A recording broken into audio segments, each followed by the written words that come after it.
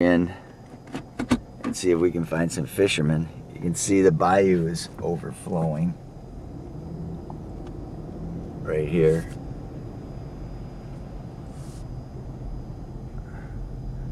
Gotta watch out we don't get flooded out here.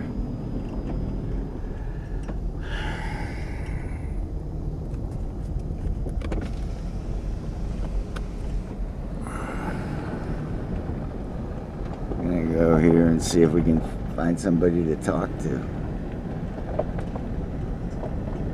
All the boats are tied up.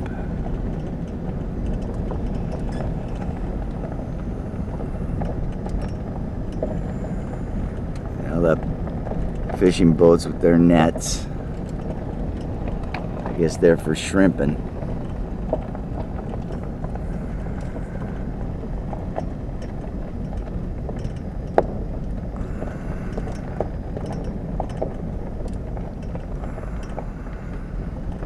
My name is Kevin Merrick. My boat is out of Empire, Louisiana, and I'm from home plate. Fishing right now for probably about 25, 30 years. And right now, the spill kind of got everything shut down on the oysters and the shrimps. I do both.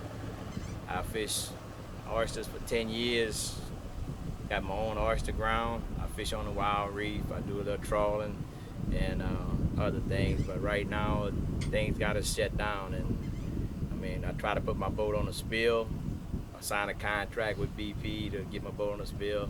I haven't had an answer yet, and I don't know what else to do. So the only thing I can do now is just sit here and wait for them to call me to put my boat to work. Out of all the people I know in this boat harbor, I only know one guy that got deployed. I signed a contract, turning it at the Coast Guard station in Venice, and they say they were gonna send it to Baton Rouge and review it, and they'll be calling me. My boat is, they say you got to get Coast Guard approved. My boat is already Coast Guard approved. I had the Coast Guard come check my boat. Got everything I need for it. I got the stamp on the window, saying that my boat been passed the test. I'm a third generation trawler, and I have a boat behind this one is mine, and I was gonna let my son run it. He's 17 years old, making some summer money, and he made one trip, and they closed the season now. So I mean, it's gonna hurt us a lot, and I don't know what effect it's gonna have on it. Wherever that all hit, it's gonna be bad. What about the outlook for, say, your children? That whole idea. Yeah, well, he's pretty hurt about it, because that was something he wanted to do, and he had the opportunity to take a boat out and make his own money, and learn how to manage it, and learn something different besides, going to work at the grocery store or whatever. I don't mind him working at the grocery store, but I figure this trade right here would be better than working at the grocery store, working for yourself and learn how to manage your money and taking care of your own business. Well, if they have a hurricane, they come this way, I really think it's gonna be bad, real bad, because if that all get all over things, we ain't gonna be able to come back down here. I don't know how they would clean it up once it hit all this land. All the stuff that's under the water, wherever it hit, it's gonna be bad, because they shouldn't be putting disbursement on it anyway. You can't stop a oil spill if you can't see it. That's right. It's sort of like the dispersant just makes it disappear. It makes it goes to sink. The bottom. Right, that's right. The dispersant is supposed to be more toxic and poisonous than the oil itself, is what I've been hearing. Right. I haven't had a dealing with it, but I know, that they would never let us use disbursement on the oil spill. I ain't never heard. This is my first time ever hearing that, and I've been around oil spills all my life. Talking to a lot of cleanup guys from even out of state. How do you feel about that? Do you think it's fair? I don't think it's fair, because, we should have the first choice. I remember when I heard on the news when the guys in Chalmette over there, they was complaining about other people coming over there working and their boats wasn't working, and I don't really know what the outcome was, but I think they corrected it. And I think our boat should be deployed first before they bring any outsiders in.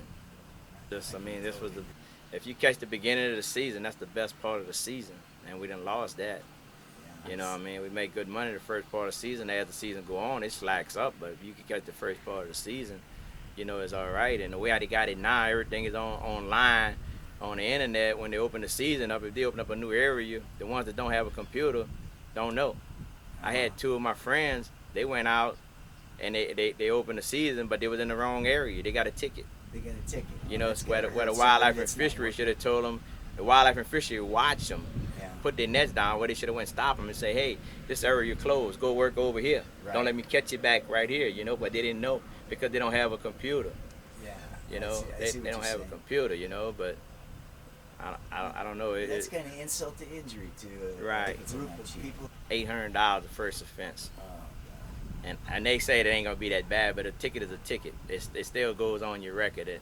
I mean, these two guys that got tickets never had a ticket in their life. They fished all their life. Never had a ticket, you know. So, I mean, I know for a fact if they would catch me dumping something in the water, first of all, it's a $15,000 fine. It's a $15,000 fine. They like not this marina here, but the marina by the shipyard. They got a sign if you get caught dumping soap over all or whatever and discharging in the water, is a $15,000 fine. $15,000 fine. Right. It seems like you got one. It's a rough pill to swallow because, I mean, that's as you come down here, you can see we don't have much to do, but that's what we choose to do. We choose to live down here. They ain't got a whole pile of things to do, and the average guy that come up from a kid, they start trawling, and some of it is stick with us, and some of it they don't, you know, and I mean, that's just something I choose to do. I've been doing this since I was 8 years old, you know, and it's just in my blood. And, you know, a lot of people say, man, why you keep doing it, you know? I say, well, I just like doing it, you know. I got 2 boats. I mean, that's telling you something right there. Yeah. That's right. We just want to get back to, I mean, we've been hit with Katrina, you know, that kind of throwed us around, you know, now there's oil spill, you know, and that gonna kind of mess everything up, you know, because once, you know, if the oil settle to the bottom, wherever it's settled, that's gonna ruin it. Everything live off the bottom, you know. Yeah. I mean, I got an oyster lease, you know, and I probably, you know, can't work my oyster lease, can't go trawling or whatever. That might be for 4 or 5 years. We really don't know because nobody never experienced this, you know, how long it's going to take to clear everything up. I understand. Yeah. Well, the only thing I can say is, you know, somebody asked me this morning, you know, they say, man, what you going to do if you can't go back fishing? And, you know, I said, well, I don't know. I crossed that bridge when it happened. What you move from down here? I said, well, this is home to me. I lived down here all my life, 47 years, you know, and this is home. So if we can't shrimp or trawl or fish or whatever, you know, I'm just going to have to wait and see.